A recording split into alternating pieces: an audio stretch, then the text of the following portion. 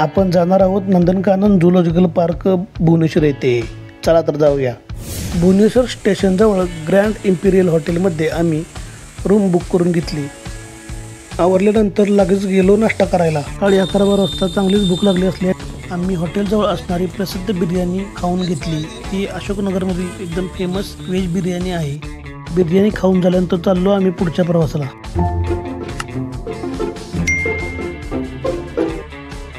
भुवनेश्वर ही ओडिशा राज्याची राजधानी असल्याने पूर्ण डेव्हलप सिटी आहे.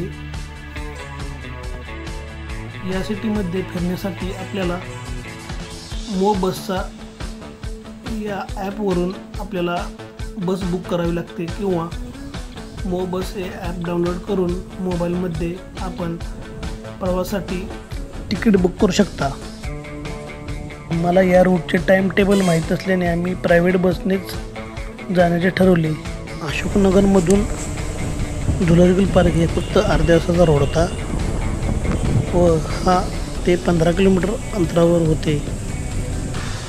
लोकलचे लोक हे मो बसने प्रवास करत असल्याने प्रायव्हेट बसमध्ये लोक कोणीच नव्हती. बस पूर्ण रिकामी होती. फक्त आम्हीच दोघे प्रवास करत होतो.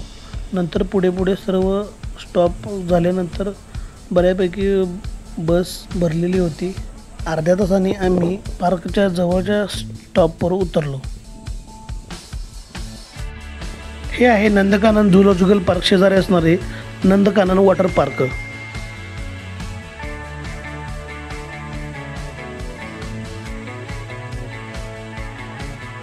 ही आहे झूलॉजिकल पार्कमध्ये येणाऱ्या लोकांसाठी पार्किंगची व्यवस्था.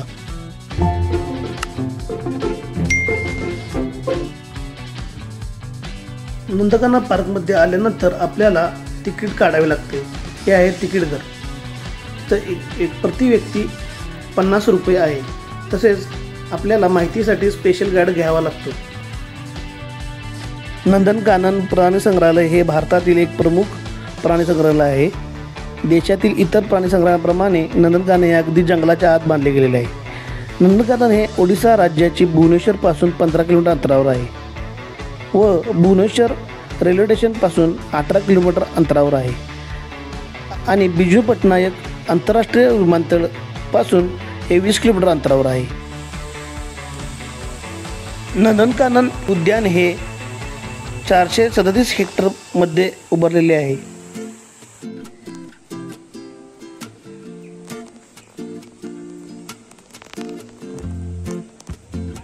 हे वनस्पती उद्यानही आहे. 1960 मध्ये स्थापित झालेले आहे. हे 1979 मध्ये लोकांसाठी खुले करण्यात आले आणि 2009 मध्ये जागतिक प्राणीसंग्रहालय आणि मत्स्यालय मध्ये सामील होणारे भारतातील पहिले प्राणी संग्रहालय बनले.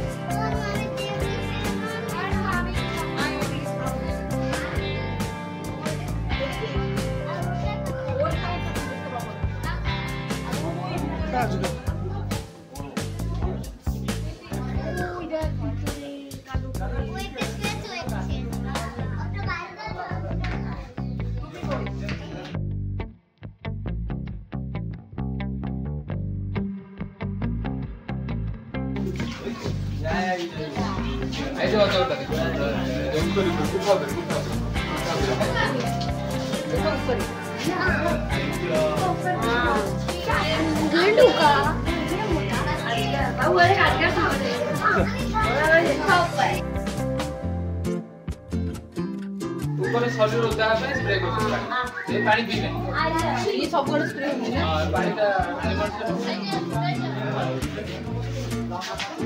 पानी का पानी स्प्रे होता है। वेगळ्या प्रकारचे सरडे, कासव तसेच कासव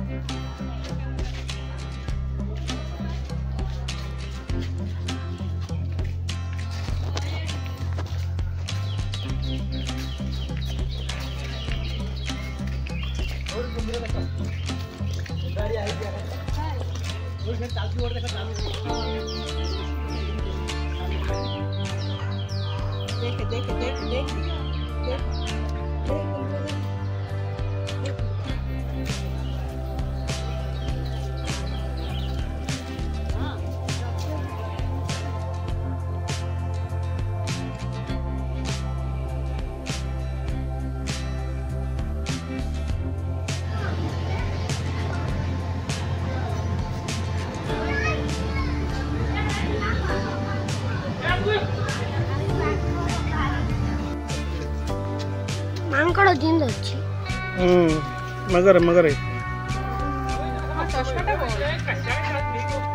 तसेच आम्ही मगर वगैरे वेगवेगळ्या जातीची मगर बघितल्या।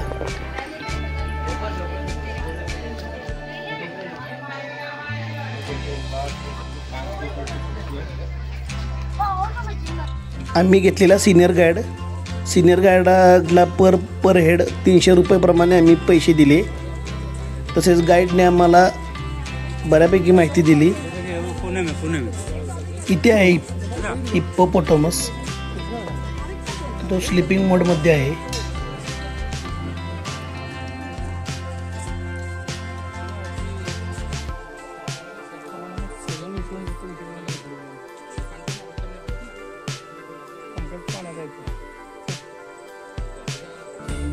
आम्ही पुढचा स्पॉट बघायला चाललो।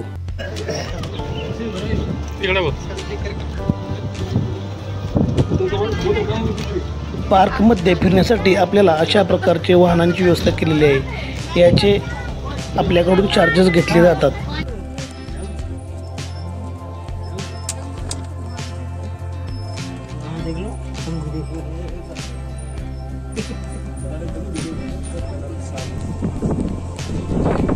उन्हाळ्यामध्ये ओडिसामध्ये गरमीचे प्रमाण जास्त असते। येथील सरासरीचे तापमान 44 डिग्री होते।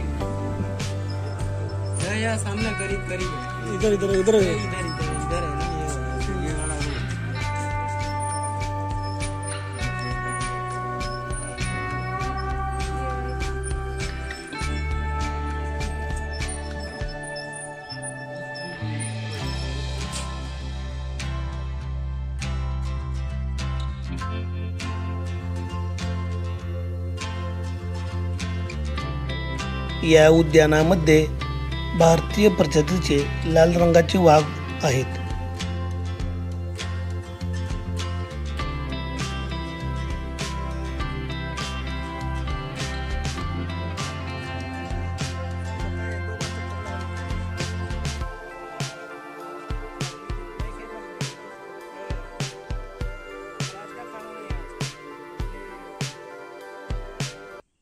हा आहे पांढऱ्या रंगाचा वाघ। टायगर मामा बोलो।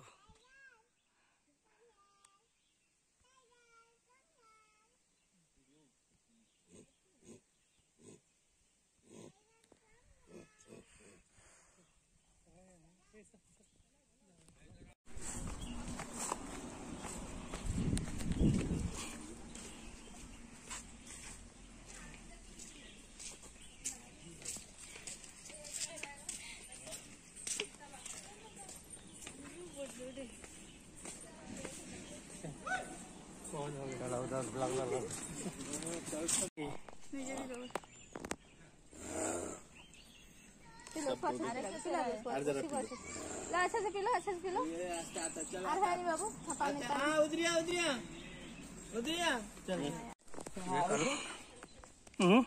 कलर का टाइगर पहले यहाँ पे 2014 में पैदा हुआ था। एक 2018 में ये पैदा हुआ, 4 साल के बाद। 14 वाला मर गया। इसका उम्र बहुत कम होता है ना। कितना उम्र होता है? 14 साल। हा डार्क चॉकलेटी कलर रंगाचा वाघ आहे। भारतामध्ये या जातीचे वाघ कमी आढळतात।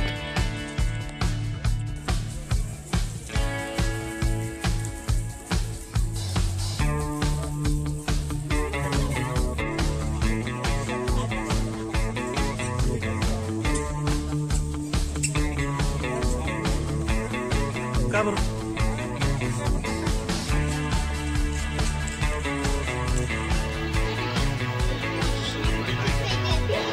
चीता ही कहते हैं ये सोमा।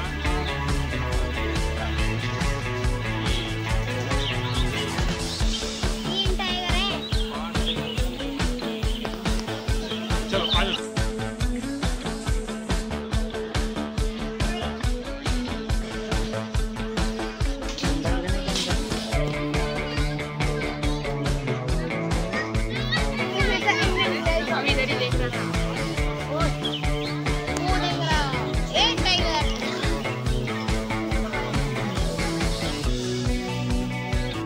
इथे सिंह व वाघीणची जोडी आहे व तसेच चित्ता, बिबट्या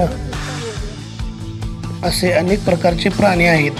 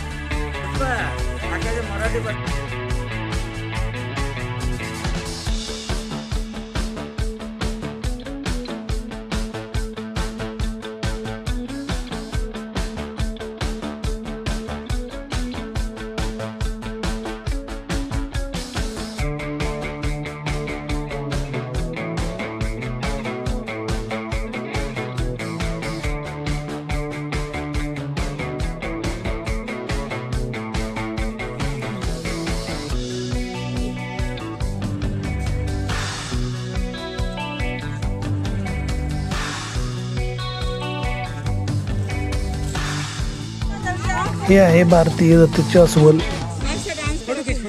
या उद्यानामध्ये याची संख्या एकच आहे।